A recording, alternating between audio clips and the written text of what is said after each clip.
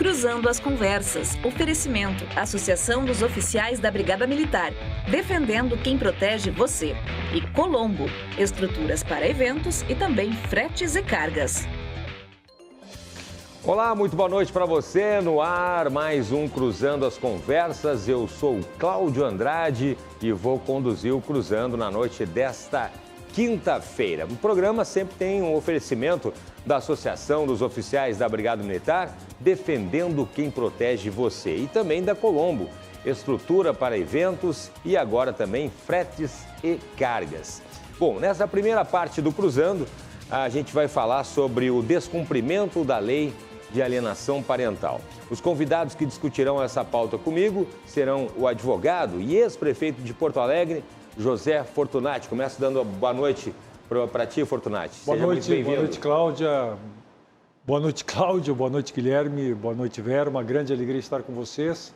Um tema tão polêmico, tão complexo, mas tão importante para a sociedade. Muito bem. Já temos o consultor político, Márcio Leopoldo Maciel, que vai participar com a gente por VMix. Ainda não? Temos já? Não, ainda não? Bom, aparecendo lá. Daqui a pouquinho a gente fala com ele, então. Participam comigo também o doutor Guilherme Colim. Seja muito bem-vindo, doutor Guilherme. Boa noite. Boa noite, Cláudio, Vera, prefeito José Fortunati, espectadores.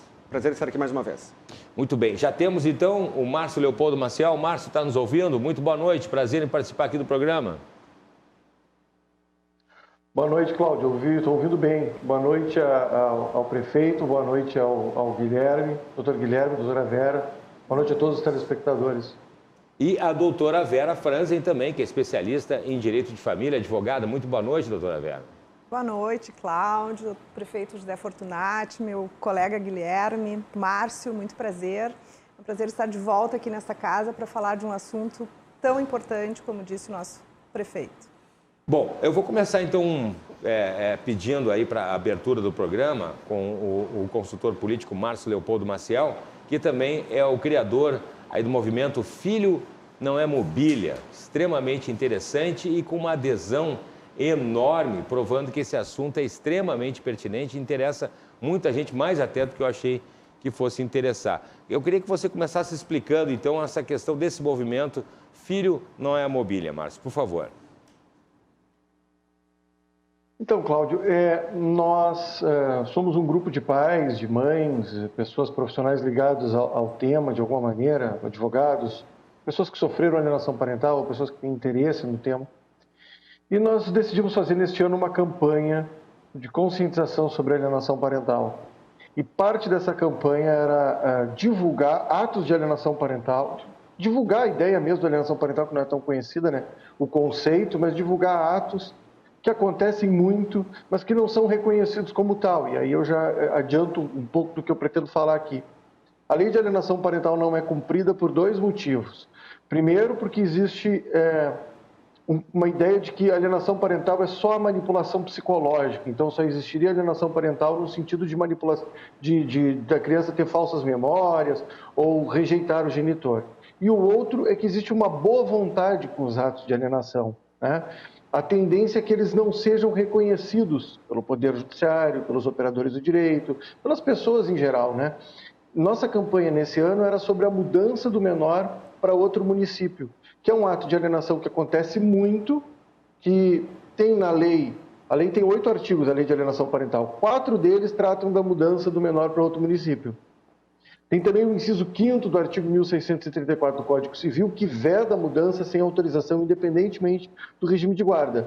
Só que essas mudanças ocorrem, as pessoas levam a criança para outra cidade, e tem uma cultura assim, que acha muito normal que a criança seja tratada como um objeto. Então, a mãe ou o pai, geralmente a mãe, põe a criança debaixo do braço, vai para outro estado e avisa, olha, eu me mudei. E o pai nem ficava sabendo. Às vezes o pai tem guarda compartilhada, tem uma convivência regulamentada, e ele descobre que seu filho sumiu, apareceu em outro lugar. Esse pai vai procurar o judiciário vai dizer que não houve alienação, porque aí é o ponto que eu falava. Existe uma boa vontade com a alienação parental, né? Você vai dizer, olha, foi um ato de alienação parental. E vão dizer, não foi. Aí você vai dizer, não, mas ela tem uma justificativa. E aí como diz o Rolfo Madaleno, que é um grande jurista, um grande doutorador, Qualquer desculpa processual serve para afastar a acusação de alienação parental. Diz que mora perto de um parente, diz que arrumou um novo emprego que depois não se confirma, mas aí a criança já está morando lá mesmo. Não, existe uma boa vontade com a alienação parental. Esses dois elementos que a gente quis explorar na campanha, né? Principalmente esse espírito favorável. Eu chamo, às vezes, de militância a favor. Muito bem. Bom, eu vou pedir a palavra, então, para a doutora Vera Franzen, para ela falar um pouquinho do ponto de vista jurídico. Depois eu vou perguntar para o doutor Guilherme também uma questão desse tratamento diferenciado do judiciário. Inclusive, tem diferença de estado para estado. Doutora Vera, por favor. Bom, em primeiro lugar, Márcio, eu concordo em parte contigo, né? Quando tu dizes que realmente, às vezes, se tem uma sensação de facilitação, né, nessa questão da abordagem da alienação parental pelo judiciário. Mas eu diria também, que é o que eu tenho visto também na prática, né, é que o nosso judiciário, muitas vezes, despreparado. Isso é a lei de alienação, na verdade, ela é de 2010, mas para um ato, não é uma prática maléfica e nefasta, já há muitos anos vivenciada em lares, né? Casais que rompem aí os vínculos conjugais, enfim, e em função de uma vingança, de um sentimento de mágoa, né, de rancor, acaba usando os filhos para isso. Mas no judiciário, me parece que, apesar dessa lei já existir desde 2010, ainda existe muitas coisas a serem avançadas, né? A própria lei, acho que algumas coisas devem ser revistas. Mas, principalmente no judiciário, eu não vejo isso como um benefício, uma facilitação. Eu acho que é extremamente complexo do ponto de vista jurídico quando chega às portas do judiciário uma alegação de alienação parental. Nós sabemos que existem, sim, falsas alegações, não só as falsas memórias, mas falsas alegações. Sabe-se aí de estatísticas, inclusive julgamentos importantes do STJ, né, com a relatoria da ministra Nancy Andrighi, que nós temos situações aí que realmente foi destruída uma situação de convivência, né, de pais e mães, enfim, com filhos em função da alienação parental. Acho que há um despreparo, sim, do Poder Judiciário em todos os sentidos de conhecimento e aprofundamento desta lei, né, que nós precisamos debater cada vez mais através do Judiciário, das comissões de OAB e de institutos relacionados ao direito de família, né? Acho que é muito importante a gente poder trazer a pauta e a discussão cada vez mais esse assunto. O Poder Judiciário, penso eu, isso é uma opinião particular minha, se ressente muito no julgamento, e aí é que eu concordo com o Márcio no sentido de que dá esse, para mim, falso aspecto de facilitação. Porque nós dependemos, quando há uma acusação de alienação parental, indícios, juiz, a lei diz que o processo é prioritário, a tramitação do processo é prioritário. Mas a gente sabe que não é assim que acontece, né? Por quê? Porque ele é demorado, ele é lento, o juiz necessita, ele não tem conhecimento dos atos de alienação parental, que são exemplificativos e não taxativos na lei, ele depende de uma equipe multidisciplinar, de um acompanhamento de psicólogo, de assistente social, dependendo do caso, se é uma acusação severa, né? Para comprovar esses atos, necessariamente precisa de uma equipe, e isso leva tempo. Essa, inclusive, é uma das minhas críticas, né? Que o nosso Poder Judiciário, às vezes, leva anos para julgar, porque necessita de uma equipe multidisciplinar, tem todo um aparato atrás, né? Que não necessariamente vai ser dentro daquele prazo que a gente estima e gostaria e desejaria que fosse, ou até mesmo que seja necessário a urgência, né, do julgamento, de apreciação de atos de alienação parental pelo Poder Judiciário. Então, fica aqui a minha concordância em parte com o que o Márcio falou, porque dá esta sensação de facilitação, mas o meu entendimento não é. É uma situação de extrema gravidade que tem que ser muito bem apurada. Isso que o Márcio trouxe, eu só queria aproveitar para dizer que é um exemplo que ele falou, né? Uma das situações taxativas da lei que diz de atos de alienação parental a mãe ou o pai se mudar com o filho para outra cidade e não ter autorização, consentimento ou até mesmo comunicar. Isso sim se caracteriza um dos atos de alienação parental. E como tal deve ser apurado e averiguado pelo Poder Judiciário. Muito bem. Doutor Guilherme Colim. Bom, Cláudio, Vera, prefeito Fortunati e Márcio. Eu entendo que em muitas situações talvez haja uma limitação, afinal de contas o juiz não vai se mudar para a casa da família para verificar o que está acontecendo lá. Porém, o Brasil é um país em que algumas leis pegam e outras não pegam. E o operador do direito tem um vício e um ranço de decidir, opinar, criar ideias de maneira meramente intuitiva. Eu acho que o justo é assim, acho que o justo é assado. E pouco importa a técnica jurídica ou o texto legal. E quando o magistrado se mostra indiferente, quando ele dá de ombros para o texto legal, ele está dando de ombros, ele está desprezando a vontade da população. Vamos lá, artigo 22 e 24 do ECA. Eu sou o garoto propaganda do Google. Então, se você está em casa, quando acabar, no intervalo, acesse o Google, ECA, artigo 22 e artigo 24. O artigo 22 do ECA, o que ele diz? É a obrigação dos pais, aí tem uma série de obrigações. Lá no final do artigo, cumprir e fazer cumprir as decisões judiciais. Artigo 24 do ECA. É punível com... aí tem uma série de punições, e estou falando do ECA, lei de 1990, não estou falando de alienação parental ainda. Tem uma série de punições para aquele que não cumpre as obrigações previstas no artigo 22. Uma delas é a perda do poder parental. A mais grave é a perda do poder parental, o artigo 24 do ECA. Então, vamos lá. Artigo 22 diz que os pais têm a obrigação de dar educação, sustento, blá, blá, blá, e cumprir e fazer cumprir as ordens judiciais. Artigo 24, uma série de punições para quem não cumprir as obrigações do artigo 22. Uma delas, a de cumprir e fazer cumprir as ordens judiciais. Para que nós precisamos? Onde está a subjetividade nisso? Quando um pai ou uma mãe precisa de um mandado de busca e apreensão para ver o filho, e infelizmente isso é comum, se o juiz deferiu o mandado de busca e apreensão, é porque alguém descumpriu uma ordem judicial. Eu preciso de um psicólogo? Eu preciso de um assistente social para saber que alguém violou o artigo 22 do ECA. E o artigo 24, e clamar para que seja aplicado o regramento do artigo 24 do ECA. Está lá. Se o juiz... Vamos lá, Cláudio. Uma pessoa não entrega o filho no dia de visita. E, aliás, é um pecado que eu falei agora, isso é uma gafe horrível, peço perdão, não é dia de visita, é dia de convivência. Isso aí é o ranço dos anos 90, quando eu fiz a faculdade. Perdão por ter falado isso. Não entrega o filho no dia de convivência. O outro genitor precisa de uma medida judicial para ter contato com o filho. O juiz concedeu a ordem, saiu o mandado de busca e apreensão. Não é um pressuposto do mandado de busca e apreensão, Vera, para que o juiz conceda o mandado de busca e apreensão, não é um pressuposto que alguém tenha descumprido uma ordem judicial antes? O juiz concede mandado de busca e apreensão para buscar uma criança na casa da mãe, sem que a mãe tenha descumprido uma ordem judicial antes disso? E aí, o que está escrito no artigo 24 do ECA? Punição vai até a perda do poder parental. Estou falando de uma lei que tem 30 anos. É uma lei balzaquiana.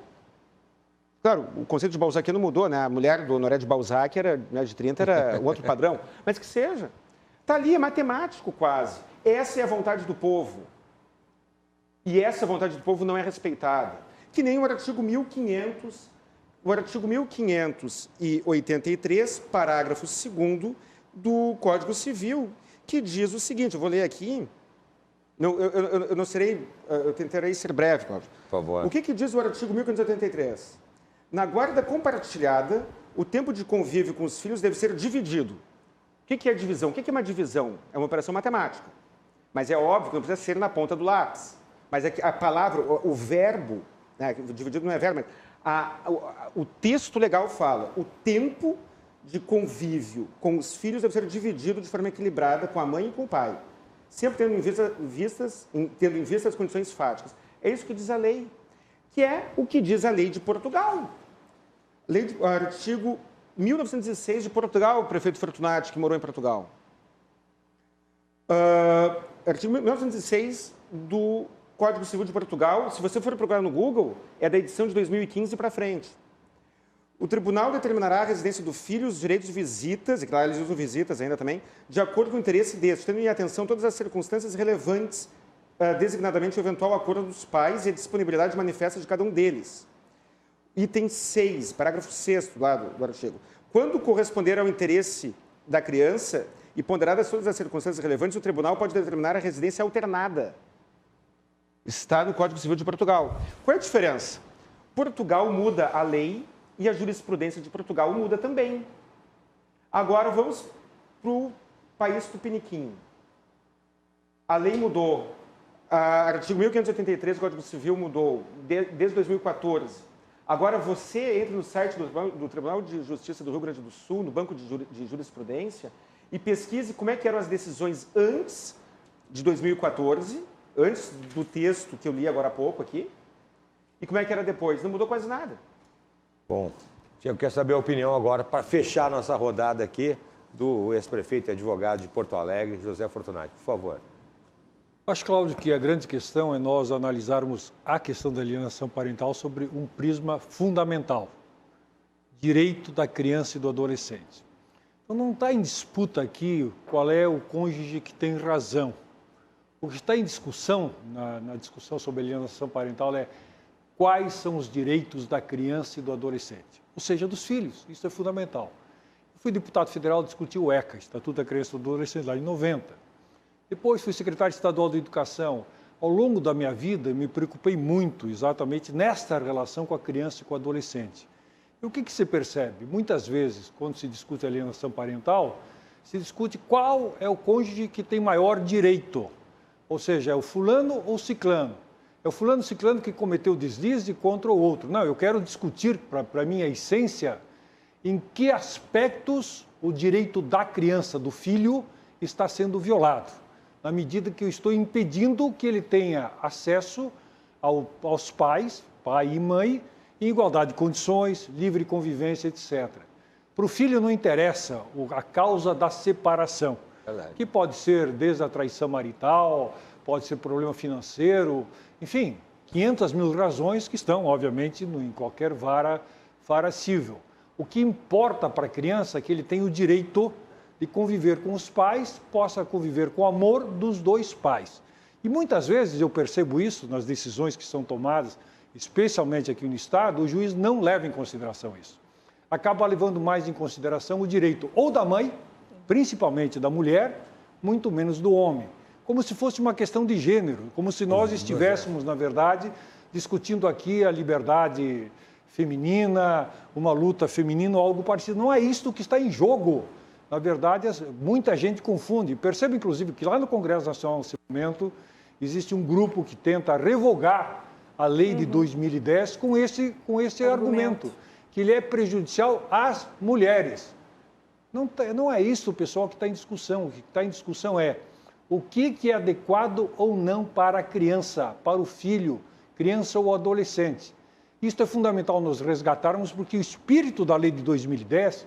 O espírito do ECA de 1990, muito bem lembrado pelo Dr. Guilherme, ele, na verdade, tenta, acima de tudo, preservar a criança, porque é uma idade fundamental, onde está a informação, onde a sua visão de mundo, onde as suas relações humanas, o seu amor ou não pelas pessoas, pelas coisas, pelos animais, é formado. Porque se houver uma deturpação nessa relação com seus pais, pai e mãe, onde ele acaba sendo vítima do conflito existente entre marido e mulher, obviamente, isso pode se tornar completamente irreparável. E o que eu percebo é que alguns juízes aqui no estado do Rio Grande do Sul, na verdade, têm um comportamento muito mais do ativismo judicial, que, aliás, está muito presente, cada vez mais presente no Poder Judiciário. É só nós vermos o Supremo Tribunal Federal, onde os ministros se comportam muito mais como militantes partidários do que como operadores de direito, mas isso acontece também na primeira instância, na segunda instância, onde a decisão acaba vindo muito mais como uma decisão política a favor do gênero do que realmente olhar a situação da criança e do adolescente. Márcio, concordo plenamente com José Fortunati nessa questão de que muitas vezes a criança, que é o foco, que é o centro, acaba sendo deixada em segundo e terceiro plano nesse tipo de discussão. O que você acha?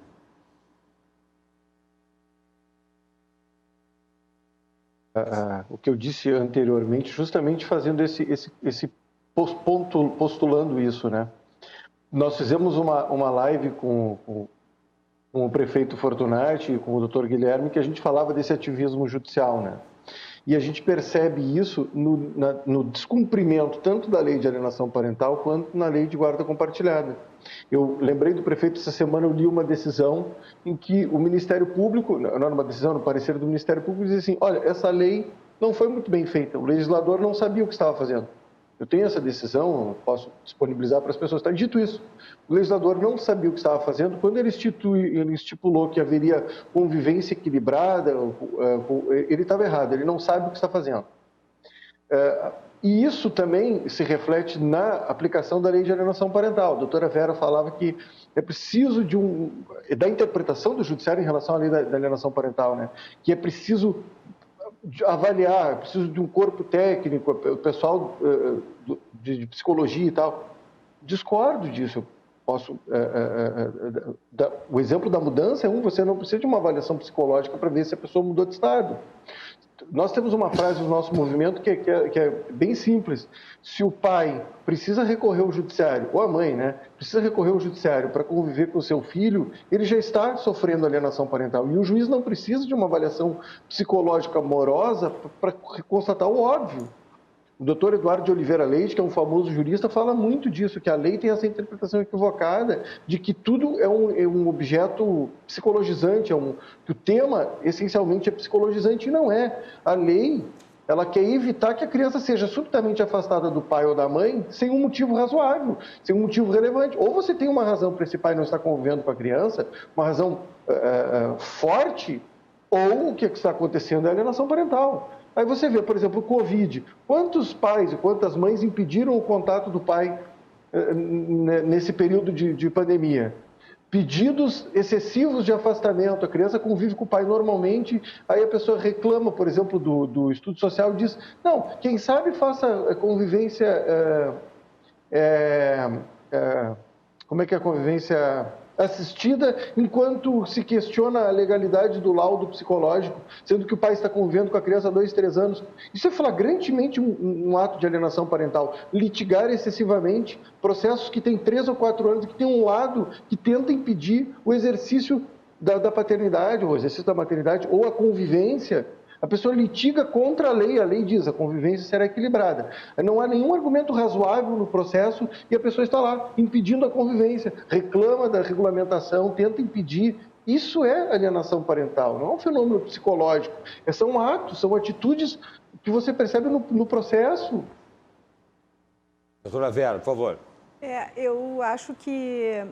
Antes de mais nada, né, até referindo o que o Márcio falou, o próprio Dr. Rolf Madaleno, né, que é especialista no assunto também, né, ele fala muito da importância da avaliação, da perícia, da investigação, porque assim como aparentemente, não precisa, eu não disse que necessita necessariamente de uma psicóloga, né? Eu acho que sim, é importante que tenha essa avaliação, porque a própria lei refere isso, né, mas não só isso. Porque, assim como tem a prática da alienação parental, nem tudo é alienação parental. Então... E quando o pai precisa da busca e apreensão? Não, só um pouquinho, Guilherme, só um momento. Eu penso que, assim como o doutor Guilherme falou, a respeito do ECA, o doutor Fortunati também falou, e aí eu entendo o direito assim, evolutivo, o direito brasileiro, principalmente o direito de família, que eu atuo, os demais atuam também, como uma evolução, né? Esses instrumentos jurídicos que vieram, como a própria lei da alienação parental, no meu entendimento, reforçam, né, toda a legislação já estatuída no ECA, né, todos aqueles argumentos ali defendendo o melhor interesse da criança, que foi o que o doutor Fortunati falou.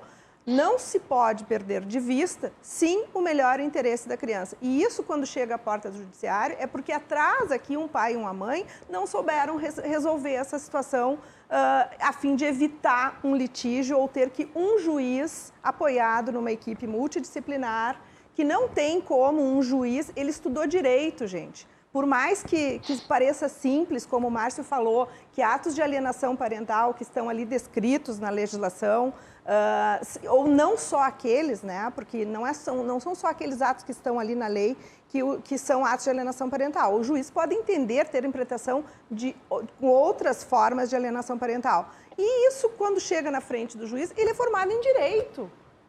Ele sabe que uma criança precisa de proteção, que os pais devem amá-lo, respeitá-lo, prover o sustento, a educação, afeto, tudo isso o juiz sabe. Mas é uma questão, é um fenômeno, tanto que a síndrome de alienação parental, ela tem um cunho psicológico, né? Ela foi descoberta lá em 1980 por Richard Gardner, né? E aí foi estudada, não só no âmbito do direito, mas também no âmbito da psicologia, talvez até com outro viés, né? Por isso que tem a diferenciação entre a síndrome propriamente dita da alienação, que se dá em casos mais graves. Então, eu acho que não é tão simples, é extremamente sério, gravíssimo, né? Mas não somente isso. Daqui a pouco, uma situação que determinou essa busca e apreensão, eu não sei o que, simplesmente porque deixou de, como o Guilherme falou ali, a mãe não entregou o filho naquele determinado dia que tinha. Mas por quê? O que tem atrás disso? Porque quando a gente vai ler o que se considera atos de alienação parental, ele é muito mais complexo. Então, eu penso que o exemplo que o Márcio deu, que é uma das situações que configura alienação parental, que é mudar de cidade ou de estado imotivadamente, não avisar o outro genitor, é uma das situações, mas existem milhares. E aí, voltando ao a citação do Dr. Rolf Madaleno, que foi citado pelo Márcio, eu acho que é tão importante quanto a gente legitimar essa importância da área, da parte de psicologia, para a gente entender, porque existe a autoalienação. E como é que fica isso? E quando é aquele que se diz alienado, que ele mesmo comete a alienação, como é que fica? O juiz não sabe avaliar isso. No caso de autoalienação, eu pai, vamos supor, eu pratico uma autoalienação e aí... A alienação invertida, como Entendo. Aí o juiz concede uma medida a meu favor, de busca e apreensão, por exemplo, em função da autoalienação que eu pratiquei, mas eu atendi os requisitos, Vera, para obter uma medida liminar para que vá um oficial de justiça, às vezes a polícia, ou só o oficial de justiça, para fazer aquilo que a mãe ou o pai não fez voluntariamente. Aí ele não fez voluntariamente um determinado ato que o juiz mandou que fosse feito, e isso não está lá no artigo 22 do ECA? Não, eu não tô isso nem... não é... Se eu preciso buscar a força judicial para ver o meu filho, não é porque alguém me impediu de ter um acesso normal? Sim, mas aí eu volto a repetir o que eu falei. Se alguém chegou às portas do judiciário para pleitear uma medida de busca e apreensão de um filho ou para alegar atos de alienação parental, o que tem aqui atrás? É porque alguém amistosamente... Não. Alguém descumpriu a lei. Antes de chegar ao descumprimento da lei, é isso que eu estou dizendo. Porque se os pais conseguissem se entender e não houvesse esse litígio, esse sentimento de abandono, de vingança, de desamor dos pais para com o filho, e não chegassem às portas do judiciário com alegações que visassem essa busca e apreensão ou até mesmo uma declaração de atos de alienação parental. Então, essa é a função do judiciário também. Chegou às portas do judiciário, mas houve um descumprimento de ordem judicial. Bom, aí cada caso é um caso. O juiz vai ter que analisar cada caso e não necessariamente, Guilherme, só para deixar claro isso até para quem está nos assistindo, que nem sempre o ensejo, uma busca e apreensão está ligado a atos de alienação parental. Não quer dizer isso, não significa porque daqui a pouco os pais vão pensar assim, não, vou entrar com uma busca e apreensão, porque está declarando ato de alienação parental. Uma coisa não depende da outra, tá? Mas sim, acho que quando há um descumprimento de lei, descumpriu uma ordem judicial... Não é um ato de alienação parental? O juiz manda entregar e a mãe não entrega? Não, eu acho que não, porque os atos de alienação parental, eles estão descritos aqui exemplificativamente. Eu não sei, pode ser que tenha algum juiz que entenda isso. Eu não vi ainda no nosso judiciário gaúcho alguma decisão que tenha entendido que o fato de não entregar o filho, né, ou naquele dia, seja constituído ato de alienação parental. Eu volto a dizer, penso que é uma lei extremamente importante que veio a validar ainda mais a interpretação do ECA, né? É extremamente importante, veio com uma ferramenta jurídica para auxiliar, né, o judiciário nessas situações em que chegam. Porque se não chega lá no judiciário, que bom que os pais consigam se entender e não precisem de um litígio para depender do Poder Judiciário. que, como todos nós sabem, e eu mesmo já referi, tem suas falhas, suas dificuldades, deficiências, enfim, que aí, né, aí a discussão é muito mais ampla, né? E nós vamos fazer essa discussão. E, infelizmente, quando o programa está ficando bom, a gente tem que terminar. Eu vou pedir, Márcio, aí para as considerações finais. A minha produção já está avisando aqui que a gente vai fazer um programa inteiro só sobre o assunto. Mas eu quero ouvir, então, as considerações finais do Márcio, por favor. Cláudia, eu ia pedir uma parte, mas então fica nas minhas considerações finais. Eu ia ler para a doutora, corroborando a minha interpretação, né, que o artigo 6º da Lei de Alienação Parental diz que, caracterizados atos típicos de alienação parental ou qualquer conduta que dificulte a convivência da criança ou adolescente com o genitor. E aí diz, o juiz poderá declarar a ocorrência, estipular multa, ampliar o regime, determinar a alteração da guarda ou declarar a suspensão da autoridade parental. De certo modo, com todo respeito à doutora, respeito a sua opinião, mas eu acho que ela tem uma interpretação condescendente com os atos de alienação parental, que era o que eu dizia em relação ao judiciário. Você passa 3 anos sem conviver com o seu filho, toda hora tem um elemento novo, ou é a Covid, ou a mudança de cidade, ou é atrapalhando um aniversário, alguma coisa assim, e há uma resistência gigantesca em reconhecer o ato de alienação. Finalizando, diria o seguinte, a doutora falou que esse casal está litigando. Às vezes é só um que está litigando, porque ele sabe que o que ele faz não tem nenhum custo. Porque se houvesse uma multa no começo do processo, esse é um exemplo do Eduardo de Oliveira Leite. Primeiro, começou o processo, a juíza percebeu o ato de alienação parental, ela disse assim, R$25 mil de multa por descumprimento dessa decisão. Acabou a alienação parental, acabou a dificuldade de convivência, como fala o artigo 6º. Só que o que nós vemos é uma boa vontade com a alienação, o judiciário deixa ocorrer, e aí você passa 2 anos, 3 anos, tendo uma convivência estragada, prejudicada com o seu filho. Eu acho que... Vamos voltar ao tema, mas eu acho que esse é o ponto fundamental, ver a alienação parental com os olhos mais críticos. Muito bem, vou pedir a consideração final, então, do nosso amigo que veio participar hoje, ex-prefeito, advogado José Fortunati, por favor. Cláudio, o Márcio falava numa live que nós fizemos há poucos dias atrás, e assim que terminou a live, eu recebi o telefonema de um amigo, uma querida amiga que é advogada, dizendo, Fortunati, prefeito, tu estás, na verdade, defendendo os abusadores com essa lei. Então, eu simplesmente quero aqui, até para esclarecer, que não estou defendendo nenhum abusador, que tem essa situação que a própria lei é muito clara sobre isso no artigo 4º, no seu parágrafo único. É importante que as pessoas leiam o que está na lei da alienação parental. Diz, assegurar-se-á a criança ou adolescente ou genitor garantia mínima de visitação assistida. Ressalvados os casos em que há iminente risco de prejuízo à integridade física ou psicológica da criança ou do adolescente, atestado por profissional eventualmente designado pelo juiz para acompanhamento de visitas. Então, se há, naturalmente, alguma acusação de que o pai, como exemplo, abusava do filho, o parágrafo aqui é muito claro. Obviamente, vai ser feito uma perícia, um laudo, vai ser feita uma confirmação, para que, se comprovando ou não, obviamente o juiz tome a decisão. A lei não protege abusador. Quem diz isso ou não leu a lei ou naturalmente tem outras intenções. Foi um prazer participar desse belo debate com 3 debatedores extremamente qualificados. É um assunto complexo, difícil, mas extremamente apaixonante, porque, volto a dizer, aqui nesse debate está a essência do direito da criança e do adolescente.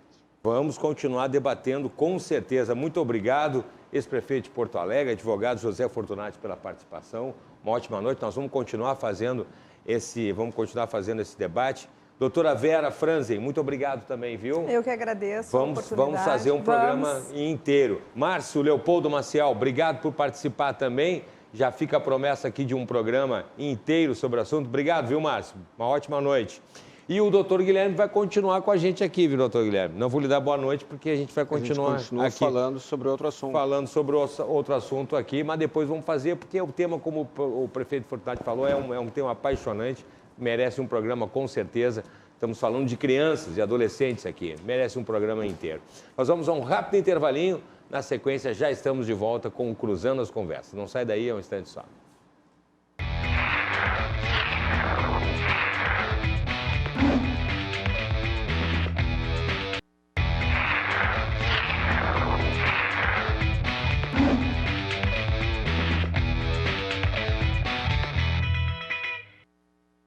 Muito bem, estamos de volta com o Cruzando as Conversas, programa ao vivo. E assim a gente dá uma arrumadinha aqui na gravata. Lembrando que nós temos também lá as nossas redes digitais para você conferir. Já compartilhei no meu Face, tem lá a RDC TV Digital no Facebook, no Twitter, tem também lá o nosso site rdctv.com.br e tem o nosso Instagram, tá lá, rdc.com.br, para você participar aqui do Cruzando as Conversas e de toda a programação da RDC TV. Lembrando que o Cruzando as Conversas é um oferecimento da Associação dos Oficiais da Brigada Militar, defendendo quem protege você, e também da Colombo, estruturas para eventos e agora também fretes e cargas. E eu quero falar aqui também do nosso rdcshopping.com.br.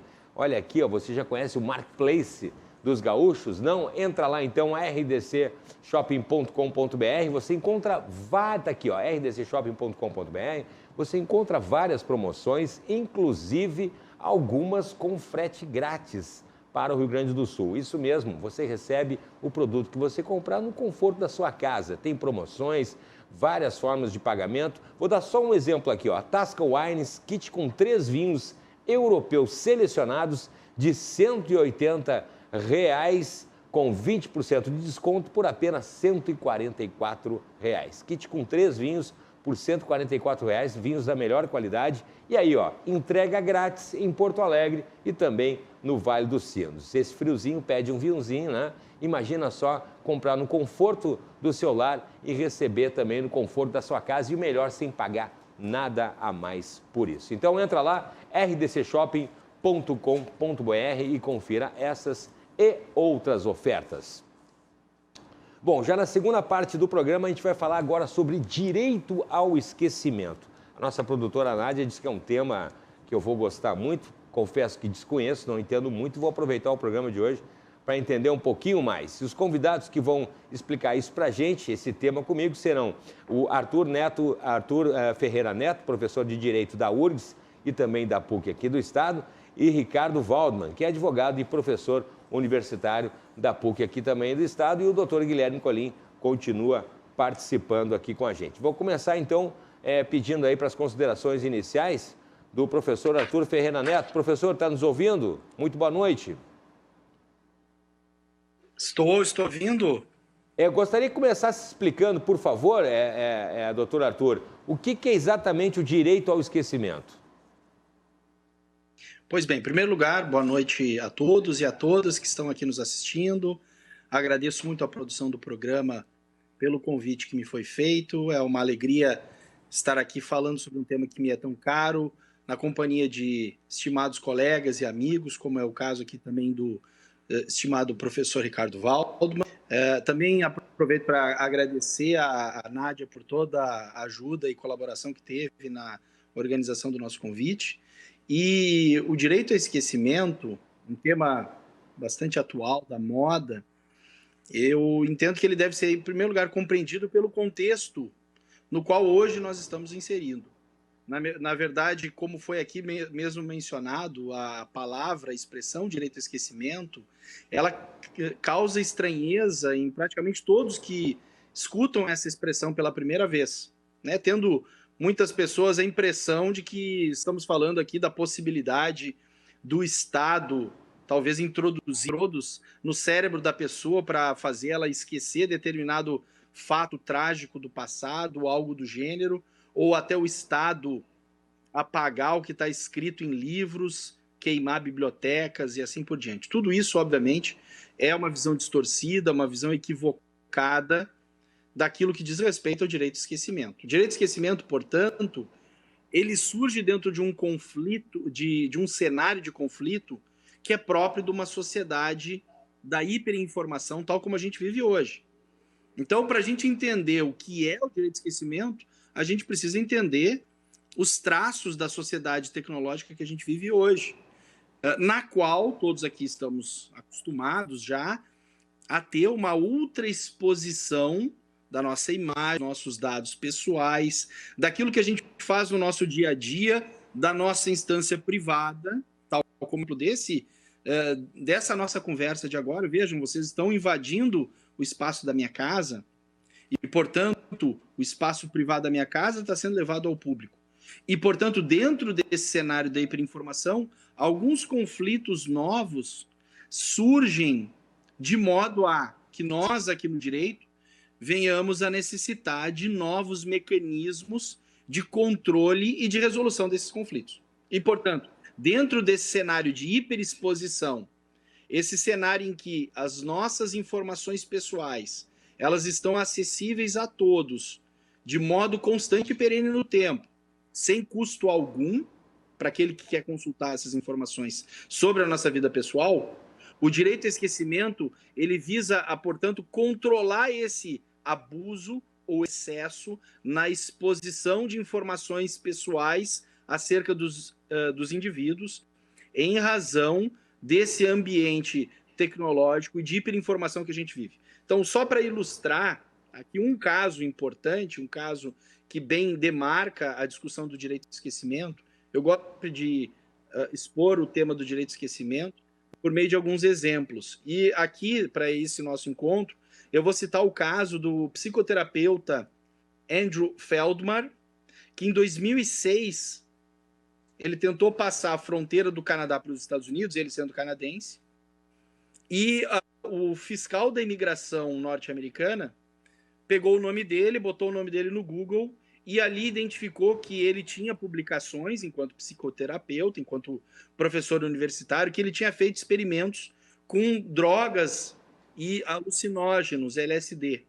E diante desse fato que ele buscou ali nas redes sociais, entendeu que esse potencial imigrante era um consumidor de drogas e, portanto, estaria vetado o ingresso dele nos Estados Unidos. Percebam, portanto, um fato passado, né, deste professor, veio a levar a uma exposição já não mais precisa, não mais correta para aquele contexto, e isso lhe trouxe um prejuízo, isso lhe trouxe uma restrição no seu direito de ir e vir.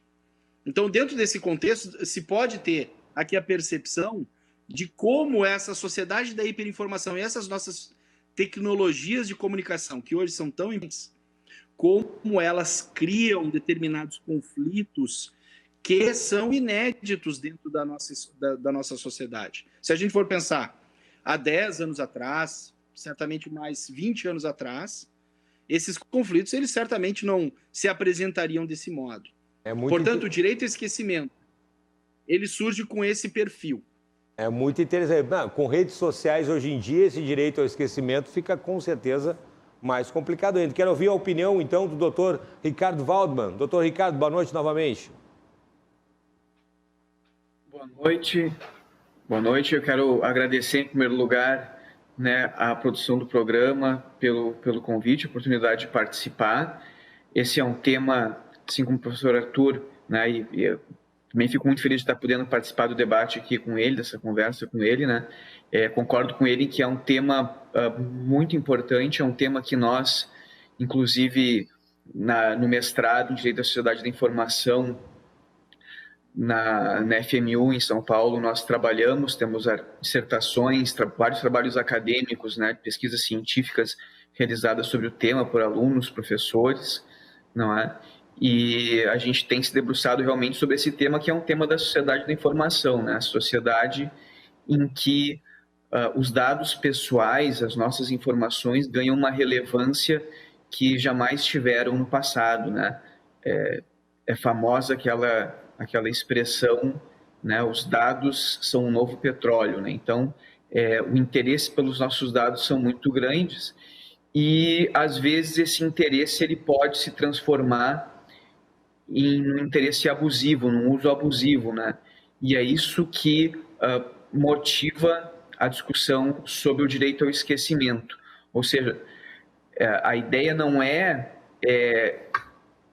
excluir do público o acesso a dados que sejam relevantes sobre a história do país, sobre questões políticas, sobre práticas de crimes, que tem alguma relevância ainda pública, não é? Mas simplesmente evitar o abuso, né? Porque a gente vive numa sociedade em que a privacidade ela já não tem mais o significado que teve no passado, as pessoas se expõem, né?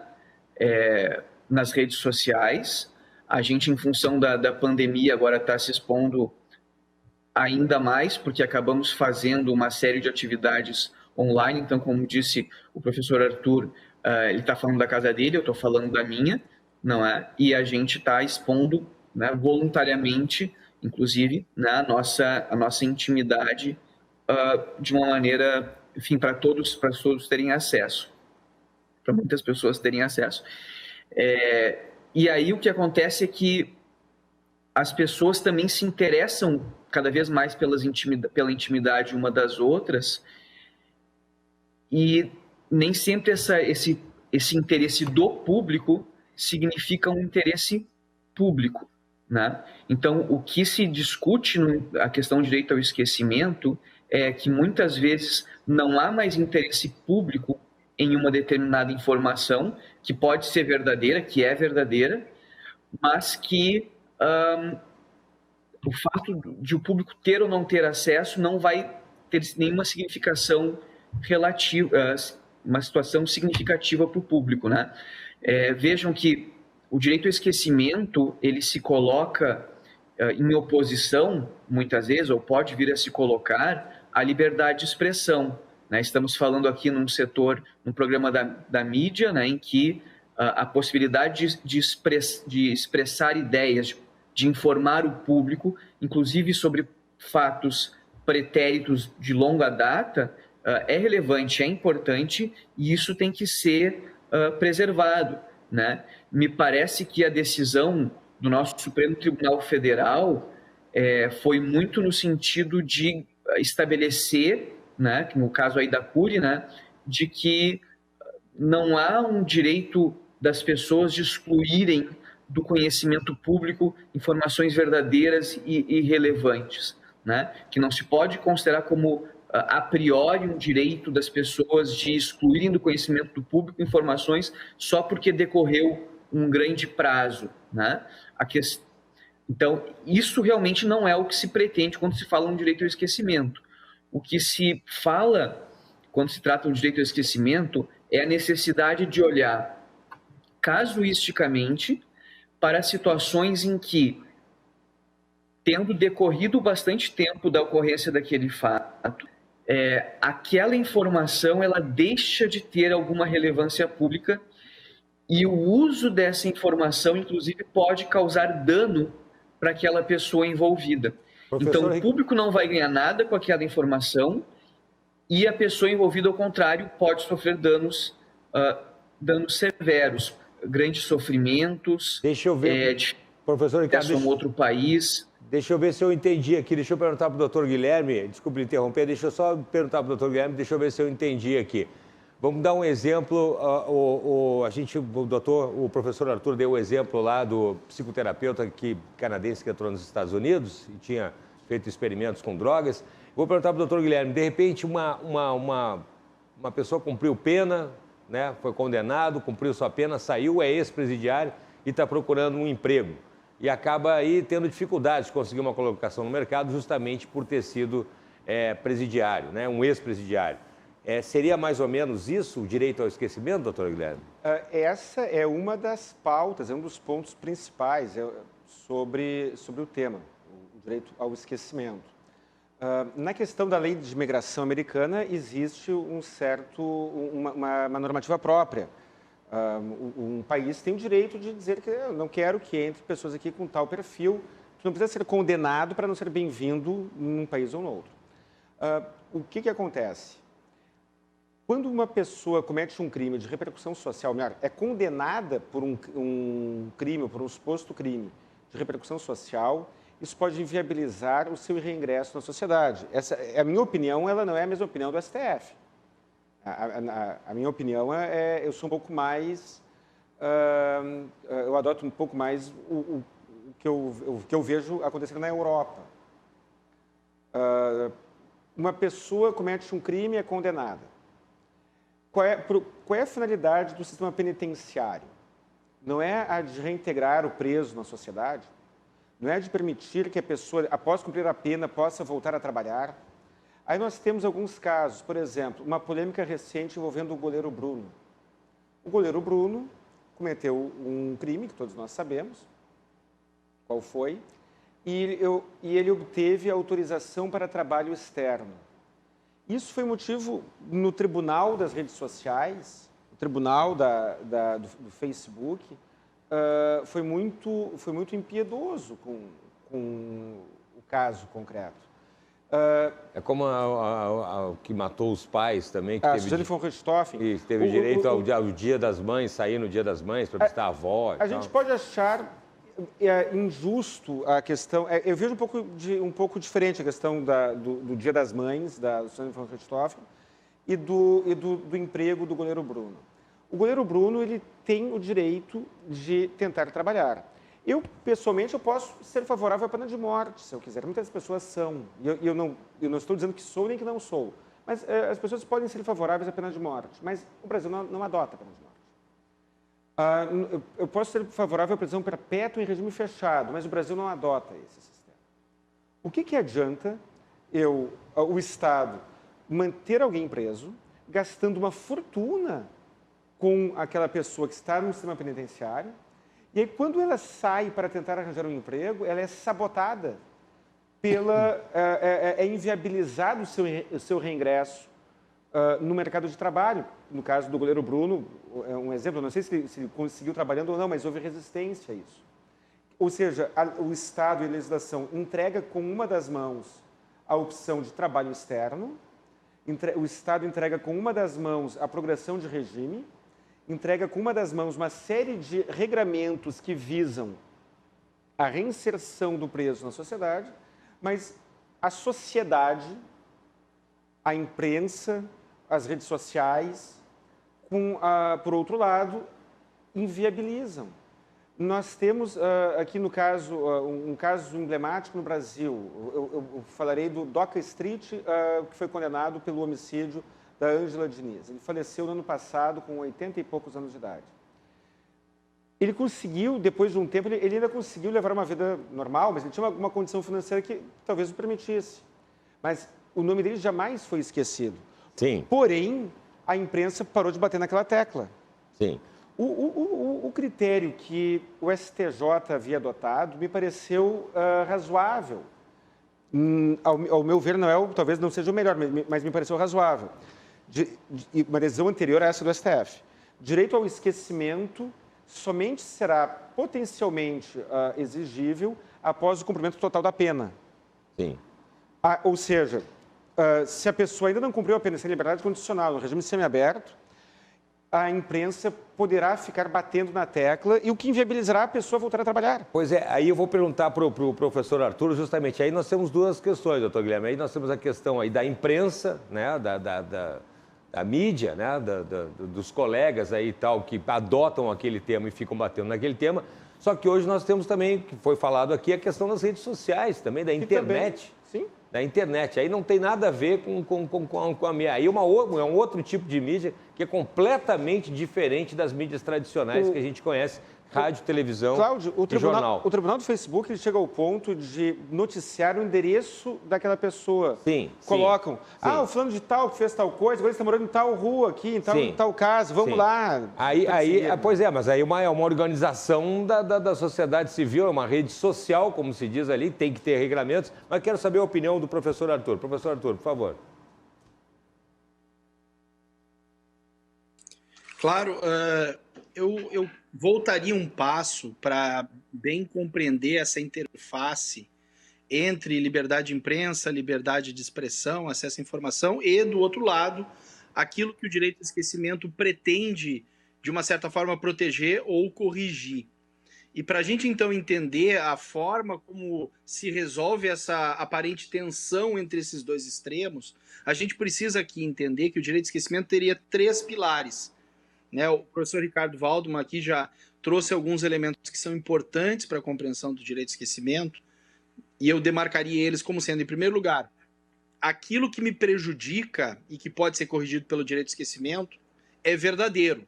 Ninguém aqui vai poder afirmar que a informação que está sendo divulgada é falsa, é distorcida, é equivocada. Não, os fatos são verdadeiros. No meu exemplo inicial, o psicoterapeuta Andrew Feldman, ele fez a pesquisa com LSD, isso não é mentira, ele fez isso. Segundo lugar, a informação é pública e é transmitida de modo voluntário. Então, nós voluntariamente disponibilizamos as nossas informações pessoais nas redes sociais. Eu, por exemplo, seguidamente posto ali o curso que eu estou fazendo, o vinho que eu estou bebendo, o que eu estou indo viajar e assim por diante. Então, o direito de esquecimento tem esses dois elementos que são fundamentais. Em primeiro lugar, a veracidade da informação, porque se a informação for falsa, o direito sempre teve instrumentos para corrigir esses problemas. Se a informação não é fiel e verdadeira, a gente tem ali a indenização por dano moral, por informação falsa, os tipos penais de injúria, calúnia e difamação e tudo mais. E do outro lado, a gente não está falando de informação que foi hackeada, que foi roubada do meu computador, a gente está falando de informação que foi livremente disponibilizada por aquele que hoje se diz violado no seu direito. Diante disso, o direito de esquecimento, portanto, ele deve ser compreendido por meio de 3 pilares, eu diria. O primeiro pilar é a memória, o segundo pilar é o tempo, e o terceiro pilar é a identidade pessoal. Memória significa dizer que aquilo que a gente tem na nossa lembrança acerca do passado, aquilo vem afetar a pessoa com a qual eu hoje me identifico. O Arthur de hoje não é o mesmo Arthur de 20, 30 anos atrás. O que eu fiz no passado e me é lembrado pela minha memória, certamente mostra um Arthur que hoje não mais existe. É o Arthur do passado. Então, mas isso a gente fala... tem a ver com essa... Mas, professor Arthur, isso a gente fala, na verdade, do que a pessoa fez do ponto de vista negativo. O que o Arthur fez há 20 anos atrás de positivo, aí deve e merece ser lembrado, né? Perfeito. Por isso que o direito ao esquecimento ele vai pressupor uma forma em que esse passado seja constantemente trazido no tempo, por isso o segundo elemento é o tempo, a minha presença diante de mim, a minha exposição, fatos que, em terceiro lugar, não são mais referentes ao Arthur do presente. Portanto, memória, sou obrigado a lembrar. Perfeito. Tempo, eu sou constantemente apresentado essa informação. Terceiro, a identidade pessoal. Eu não mais me identifico com essa situação. E eu aproveitaria aqui, e eu acho que os casos do direito penal que foram referidos há pouco são muito ilustrativos disso. Na medida em que, considerando o sistema penal que visa reeducar e reabilitar aquele que foi condenado, a gente deveria, mesmo que a gente tenha dificuldade muitas vezes de fazer isso, mas a gente deveria perceber que aquele que cumpriu a pena não é mais aquela mesma pessoa que cometeu aquele crime, aquela infração, aquele ilícito. Ele foi, em certo sentido, reabilitado pela sociedade. E desse modo, expor ele no tempo, aquela mesma lembrança constantemente, é agredir a identidade pessoal que hoje ele carrega. Então, o direito ao esquecimento tem esse fecho de 3 elementos que devem ser sempre considerados. Sensacional. Não, eu lembro do meu mestrado, eu sou formado em Memória Social e Bens Culturais, e no mestrado a gente tem a memória do esquecimento, né? E um exemplo da memória do esquecimento é justamente a questão da Alemanha, né? Do nazismo da Alemanha, onde hoje é proibido você fazer qualquer alusão dentro da Alemanha ao nazismo, né? Símbolo, suástica e tal. Então, é a memória, daí a gente perguntava na aula, mas como assim você lembrar para esquecer? É justamente uma questão que você não quer que aconteça mais. E essa questão também desses 3 pontos da memória social, a gente tinha lá memória social, memória coletiva, memória individual e a memória cultural. Memória individual, aquilo que você lembra, memória social, aquilo que os outros lembram de você. Quantas vezes a gente não conhece alguém que diz assim, você lembra que a gente fazia aquilo? Não lembrava mais. Memória social e a memória cultural é aquela memória que está documentada. Você tem uma foto, você tem uma carta, você tem um livro falando sobre aquilo que aconteceu. Então, eu quero perguntar agora para o doutor Ricardo essa questão justamente aonde o direito pode daí... A gente está falando aqui, o professor, o doutor Arthur, colocou a situação desses 3 pilares e a gente está falando das redes sociais e da mídia. Mas aí o direito é um direito da pessoa, mas aí aonde que o direito pode ajudar essa pessoa a ter esse direito, a ter esquecida, por exemplo, uma pena que ela cumpriu e agora quer que não interfira isso na busca de um emprego, por exemplo, doutor Ricardo?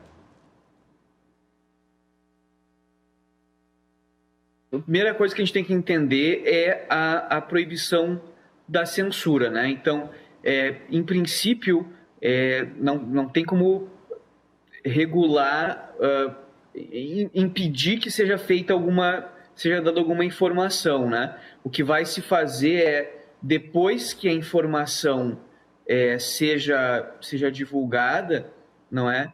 Vai se pedir que se retire a informação. Às vezes se fala por exemplo, de desindexação de alguma informação de uma rede social, por exemplo, como o caso famoso ocorrido na Espanha. E um direito à indenização, né? Claro que a partir daí a gente vai ter uma educação, por exemplo, da mídia, né?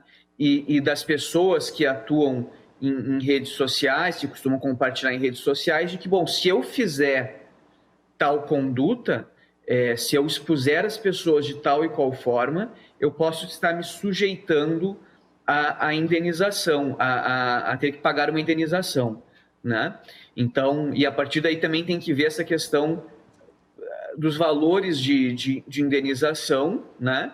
Que sejam de fato significativos para que, por exemplo, uma grande empresa de comunicação, né, seja motivada a tomar mais cuidado naquilo que vai divulgar, sob pena de ter algum prejuízo, porque daqui a pouco, se os valores Claro. de indenização eles não são relevantes, as empresas né, não vão ter incentivos para mudar o comportamento, né? Então, é importante entender essa questão de que não se trata de censura, né? Mas se trata de uma busca vamos dizer assim, de uma razoabilidade, de um bom senso, e numa consideração, uma empatia, né, com a situação do outro, né? De que a pessoa daqui a pouco não está naquele mesmo momento da sua vida, e ela vai ser levada a se lembrar de uma determinada situação que não tem relevância mais para o poder público, para a sociedade como um todo. Às vezes, pode sim ser o caso que aquela informação, por mais que seja dolorosa para a pessoa, e que talvez não diga mais respeito a quem ela pode ser significativo sim que a sociedade fique sabendo, né? E que haja essa exposição da informação, não é? Por exemplo, né, no caso aí da Cury, né, que foi julgado no STF, né? Bem aí não era quem estava pedindo, não era uma pessoa que tivesse sido afetado por um fato negativo que ela tenha praticado. Vejam, foi um dano moral que ela sofreu no passado, em função, né, os parentes de uma menina que foi morta após uma tentativa frustrada de estupro, e que depois, 40 anos depois, não é, aquele assunto é trazido à tona de novo num programa de TV, não é? E eles querem então ser indenizados por terem sido, por ter trazido à tona elas aquela informação ruim. Então, não necessariamente é um fato desabonador que a pessoa praticou. E o que eles estavam... Por favor. Posso prosseguir? Claro, claro. Então, o que eles estavam dizendo é, olha, eu não preciso mais passar por esse sofrimento, né? Esse sofrimento eu já passei por muitas vezes nesse período todo, e agora já não faz mais sentido e não tem uma relevância pública essa informação, né? O que às vezes também é bem complicado da gente definir, né? Quando é que vai ter essa relevância pública. Vejam, a gente está numa época que a luta contra a violência contra a mulher é um tema muito importante, né? Então, talvez essa informação, mesmo que seja muito dolorosa para essa família, ela é importante que seja divulgada, que o tema seja discutido, não é? E que se mostre também que é um problema recorrente na nossa sociedade, que não é de agora e que, portanto, requer uma reflexão realmente profunda da sociedade e elaboração de políticas públicas para resolver o problema e assim por diante. Então, Um outro aspecto que é importante a gente trazer do direito ao esquecimento, pergunta em soluções práticas, né? É que a análise vai ter que ser muito casuística, né? E eu acho que, voltando a falar do caso aí da Cury, né? O STF se preocupou muito em não dar uma carta branca para um direito ao esquecimento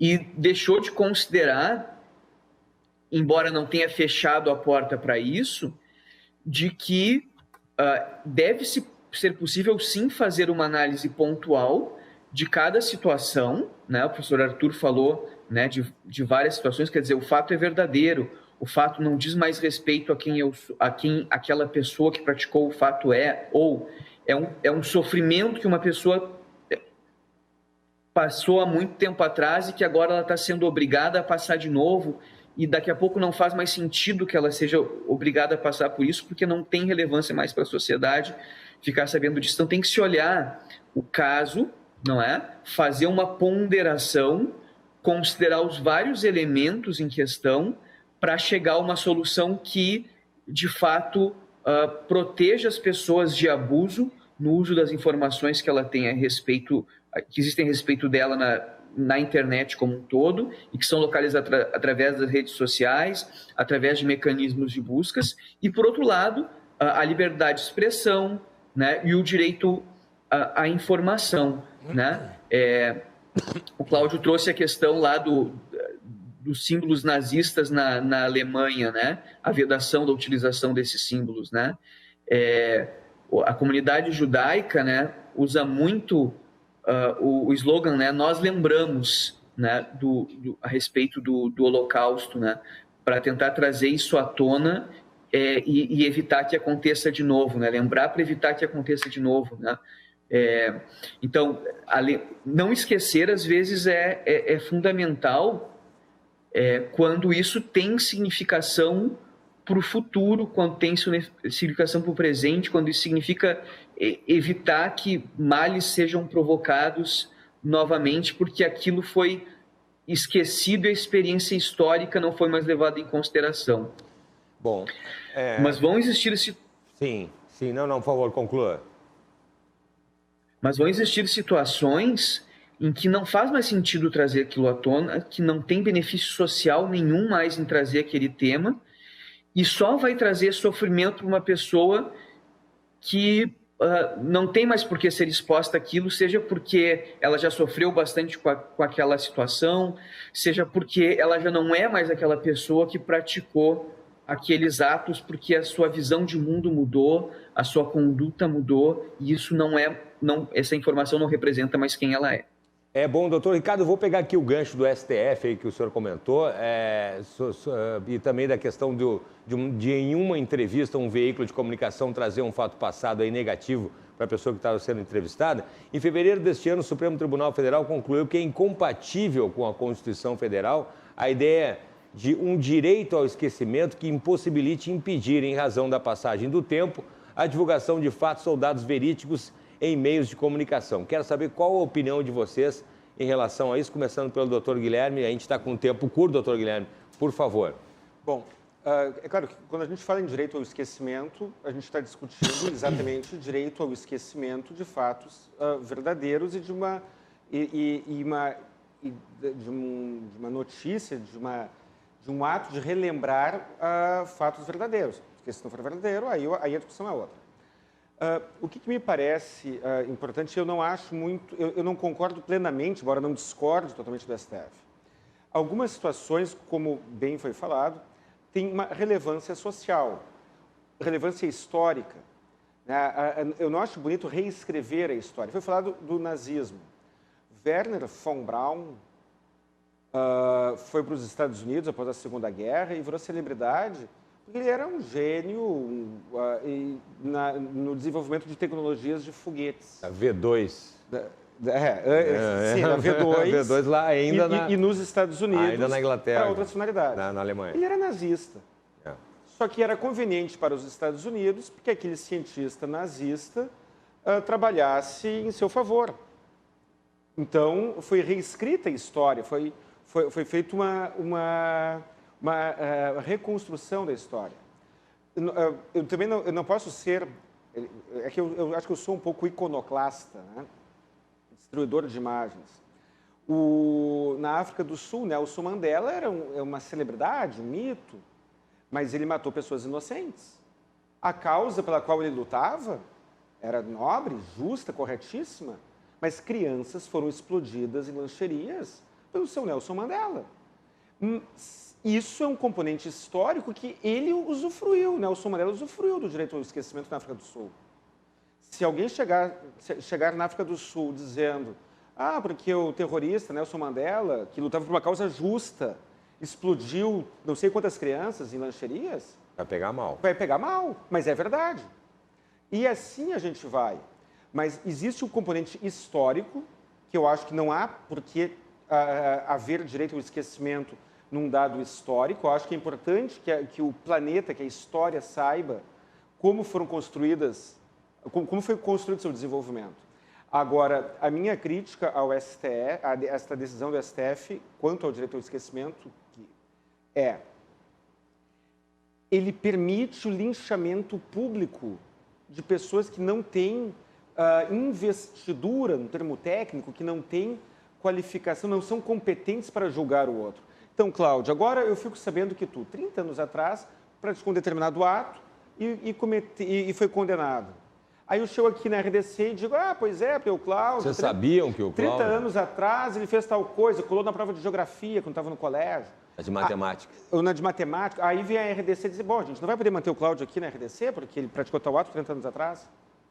E aí a sociedade vai ter um problema, Cláudio.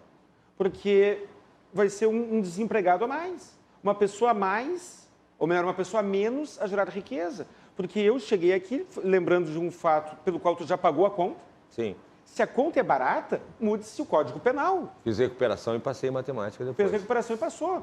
Então, assim, mudemos o Código Penal para penas mais rigorosas, se for o caso.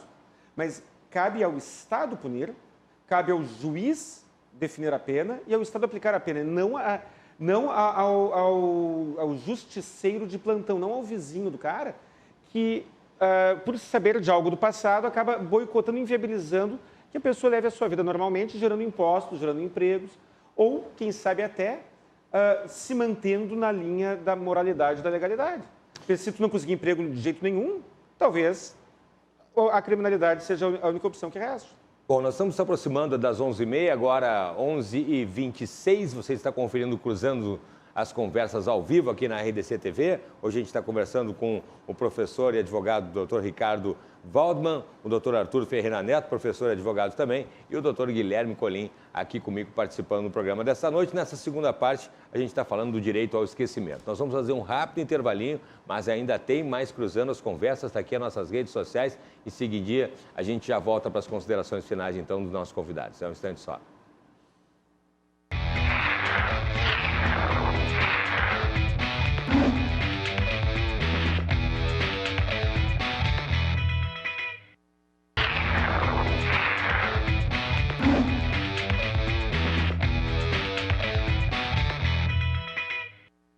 Estamos de volta com o Cruzando as Conversas ao vivo aqui pela RDC na noite desta quinta-feira, agora 11h29, também conhecida como 11h30. Está aqui as nossas redes sociais, você pode escolher da sua preferência para acompanhar não só o Cruzando as Conversas, como também toda a programação da RDC TV. Lembrando que o Cruzando as Conversas tem aí o oferecimento da Associação dos Oficiais da Brigada Militar, defendendo quem protege você, e também da Colombo, estruturas para eventos e agora também fretes e cargas. Se você se conectou agora, hoje nós começamos o programa falando sobre alienação parental, pode entrar lá nas redes sociais, já compartilhei no meu Face também, e agora nesse segundo bloco estamos falando sobre aí o direito ao esquecimento. Vamos às considerações finais, me acompanha essa noite aqui o Dr. Arthur Ferreira Neto, professor de Direito da URGS e PUC, o Dr. Ricardo Waldman, advogado e professor universitário também na PUC, e o Dr. Guilherme Colim, já nosso conhecido aqui lá do portal RDC. Vou começar então pelo Dr. Arthur. Por favor, considerações finais, Dr. Arthur. Pois bem, Cláudio, então para tornar também o nosso debate, o nosso encontro de hoje sobre direito de esquecimento também um pouquinho mais polêmico, tal como foi o antecedente envolvendo alienação parental, eu vou começar dizendo que eu eu tenho algumas ressalvas ao que foi dito antes pelo colega Guilherme, que me antecedeu, na medida em que a decisão que o Supremo veio apresentar, ela incorreu, na minha visão, em muitas das preconcepções falsas acerca do que é o direito de esquecimento. Na medida em que o direito de esquecimento ele não tem a pretensão de nenhuma forma reescrever a história, apagar a história, retificar a história, censurar, apagar livros, queimar livros, nada do estilo. Aqueles que estudam o direito ao esquecimento sempre defenderam que o direito ao esquecimento visa exatamente a tentar evitar que dados pessoais, informações referentes à identidade de cada um de nós, que estão expostas nas redes sociais, em outras mídias, e que não são mais precisas, ou o seu conteúdo informacional relevante já se esgotou, essas informações não possam continuar nos oprimindo, nos envergonhando, nos expondo desnecessariamente de forma eterna no tempo. Então, aqueles que veem no direito de esquecimento algum tipo de problema em relação às informações que são relevantes ao público, aqueles fatos históricos, não estão bem compreendendo o que é o direito ao esquecimento. Porque o direito ao esquecimento não tem essa pretensão. E, inclusive, entendo eu, para ser aqui um pouco crítico, que o Supremo Tribunal Federal, quando julgou o caso paradigmático do direito ao esquecimento, agora, neste ano, no início deste ano, incorreu exatamente nesse tipo de problema. A tese que acabou prevalecendo no Supremo Tribunal Federal, que foi aqui mencionada, foi a tese no sentido de afirmar que o direito ao esquecimento é incompatível com a Constituição. Percebam, então, o Supremo afirmou que tudo que nós aqui discutimos hoje não existe na Constituição brasileira.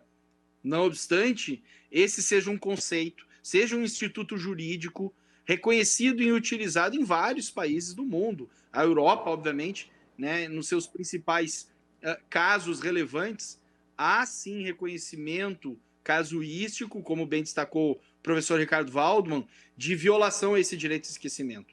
No entanto, o Supremo Tribunal Federal, na tese que acabou prevalecendo, disse que o direito de esquecimento é incompatível com a Constituição. No entanto, disse o mesmo Supremo, que os casos de abuso, de excesso, deverão ser analisados de modo casuístico, né, analisando as particularidades de cada situação. No entanto, isso, na minha leitura, é uma evidente contradição por parte do Supremo. Porque se não existe o direito ao esquecimento, o que será analisado do cara verificar se há abuso ou excesso? Se há possibilidade de abuso ou excesso, é porque o direito ao esquecimento é sim relevante.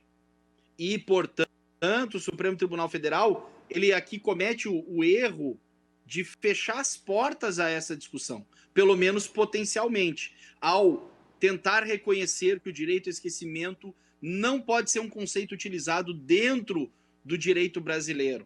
Entendo eu, para ser aqui bastante breve, que a decisão do Supremo, então, incorreu em dois problemas básicos. Primeiro, se ateve à terminologia, direito ao esquecimento. O que nós aqui já destacamos não é uma expressão, talvez, a mais feliz.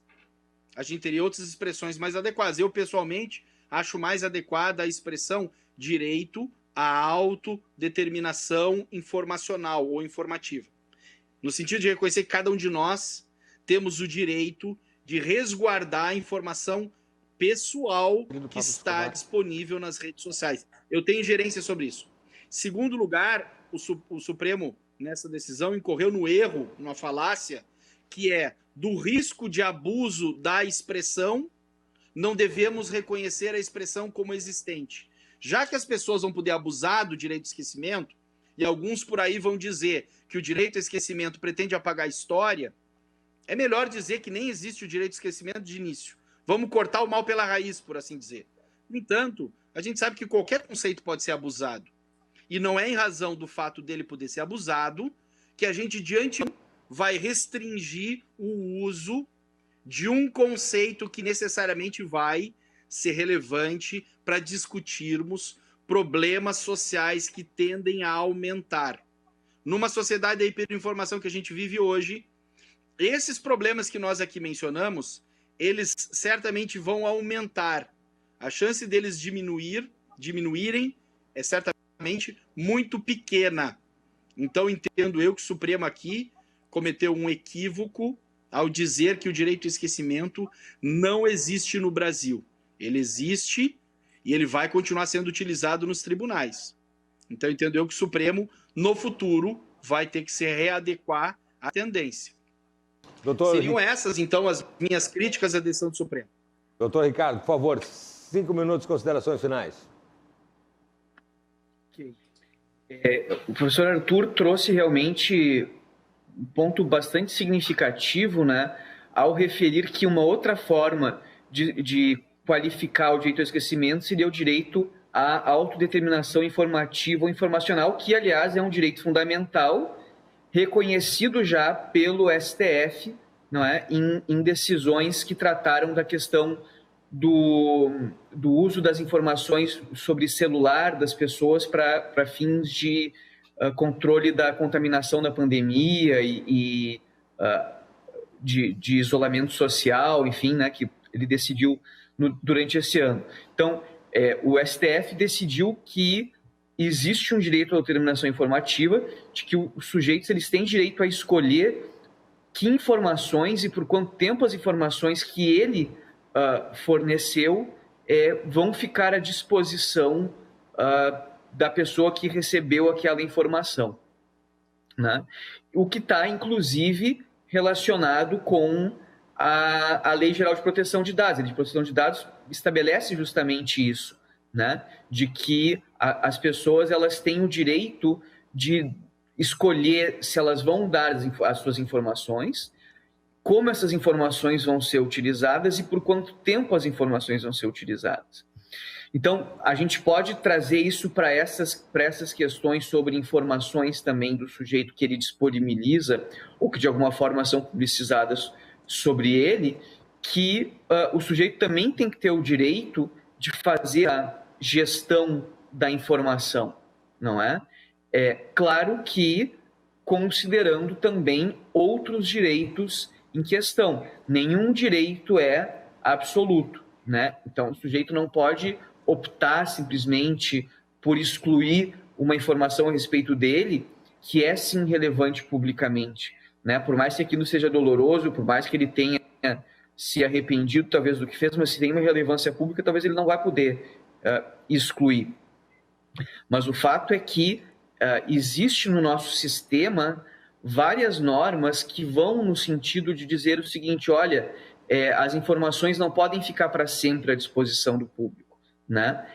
A questão dos antecedentes criminais é um exemplo que tem regra específica dizendo em que circunstâncias os antecedentes criminais podem ser utilizados depois que o sujeito já está reabilitado, né? A criança e adolescente também, quer dizer, ela tem direito a que as suas informações sobre eventuais atos infracionais sejam consideradas para fins de reincidência, não é? Se ela cometer crimes depois da maioridade. Então, tem várias regras do nosso sistema que vão nesse sentido, assim como a autodeterminação informativa, né? A gente teve um evento lá no nosso mestrado de Direito da Sociedade da Informação, na FMU em São Paulo, em que o professor Arthur esteve presente e houve a manifestação de um colega nosso também sobre o tema, o professor Irineu, e ele falou assim que a escolha do caso talvez tenha sido uma das causas do erro do STF, ou vamos dizer do erro, mas algumas inconsistências da decisão do STF, porque o STF usou um caso analógico, ou seja, um caso da época da televisão, em que ainda não vivíamos a sociedade da informação plena como vivemos hoje, embora já existisse, né? Para julgar um caso que é digital, um tema que é digital, que é o tema do direito ao esquecimento. Então, talvez se fosse escolher um caso em que estivesse falando realmente de temas como desindexação em instrumentos em instrumentos de busca, não é? Se estivesse feito um caso relacionado com redes sociais, talvez o STF conseguisse ter sido mais sensível para esses problemas que o professor Arthur referiu, não é?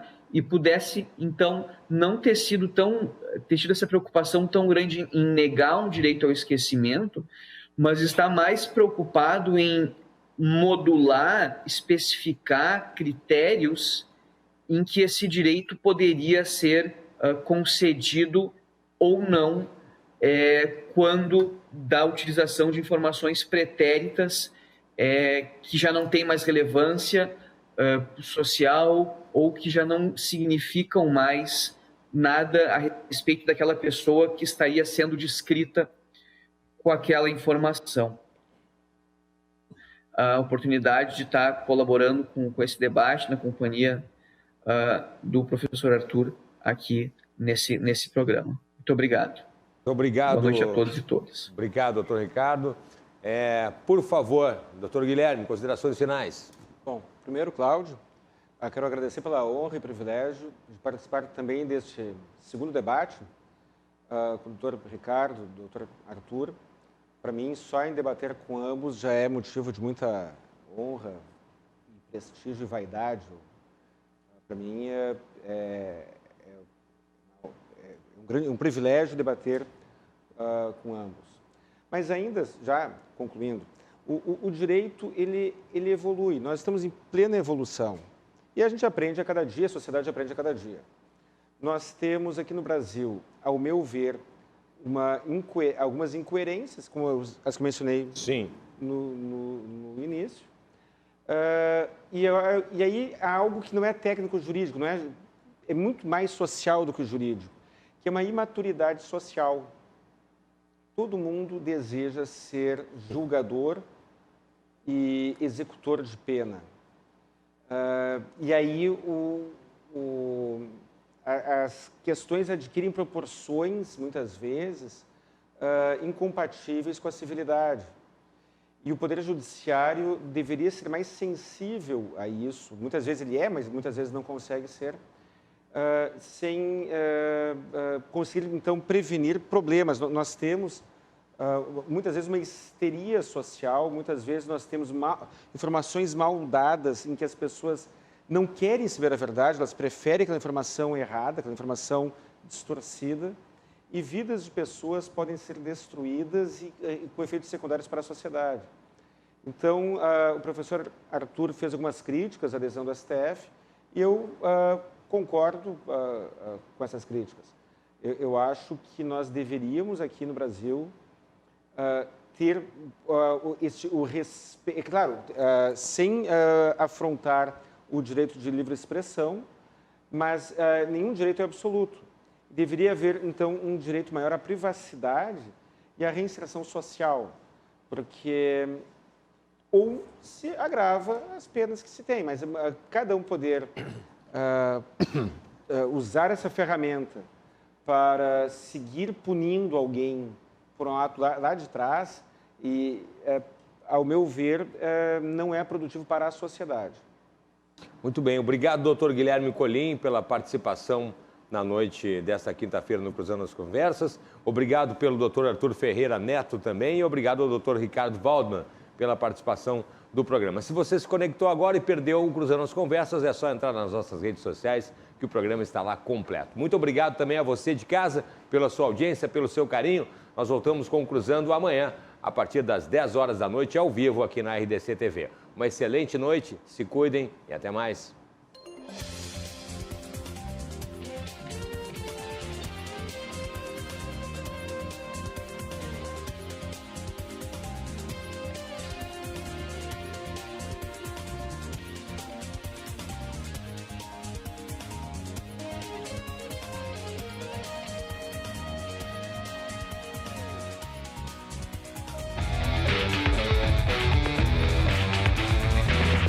Cruzando as Conversas. Oferecimento. Associação dos Oficiais da Brigada Militar.